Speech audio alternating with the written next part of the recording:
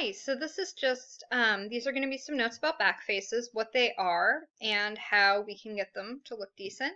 So before I start, here is just a very basic skirt that I hacked apart a little bit.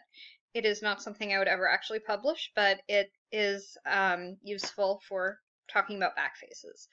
So you can see here, if I unselect it, I'm pressing A, there's nothing behind her legs in the back there, but we want to be able to see this fabric because presumably it's not invisible on the other side. And that's not what we want. So I'm going to go back and select this and go to edit mode.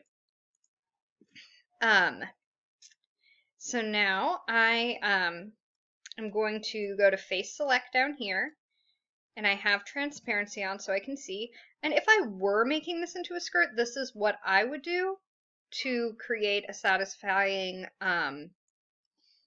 back face and inside, I'll say.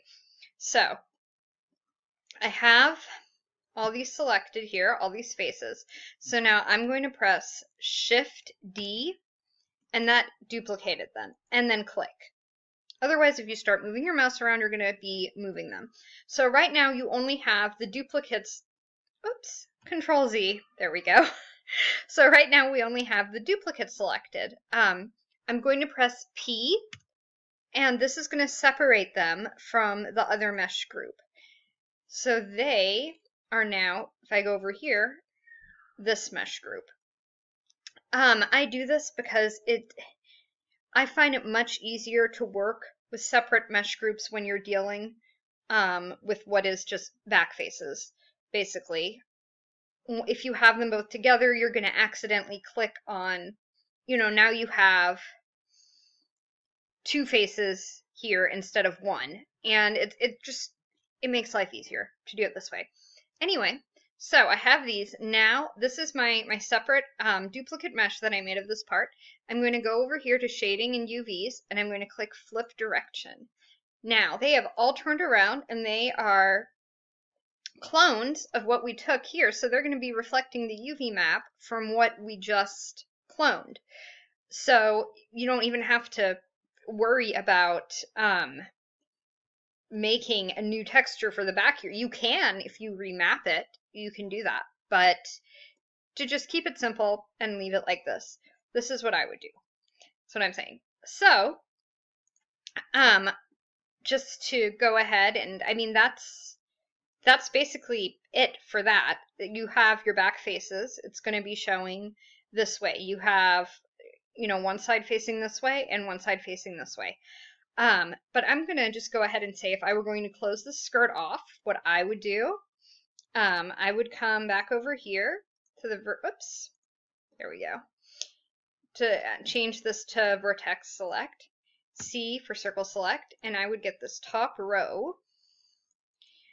And I make sure I have that top row, and I do, and they're all selected. So I would then press E for extract, that's E on the keyboard, and then S for scale right away, and then I'd pull them together like this, and then I would press Control M for merge at center, and right there, and I can move this up maybe a little bit. Right there, I have the bottom to the skirt and the inside, so if you look up, it's not just going to be invisible nothingness there. If you're building this mesh, once you add an actual mesh part in here that's actual legs, you can cut them off up here, so this part won't be sticking through or anything. You're not going to have all that extra. So, I mean, that's just a basic summary of how I go about doing back faces. But also then, depending what you're cloning, let's say this was a single mesh group item, it needs to be, unless you edit your package, you're going to have to import one mesh group back. So all you have to do then, and I would save this with it as two groups for if you need to go back and edit, because it makes life so much easier. So anyways, I would click here on Studio Mesh 1001, the back faces, and then shift and click on Studio Mesh 1, and then join, and now they're one group. And if I export this, you will be able to see both sides there. Since this was a clone of the other side, it'll take all the weights.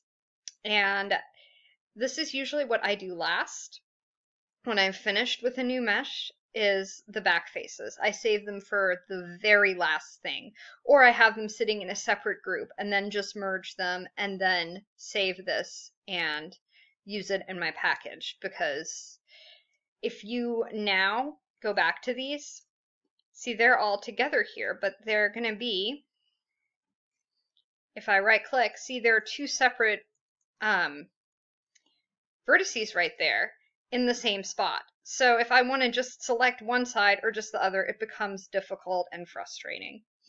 So I hope that that gives you some insight into how to use backfaces. Enjoy!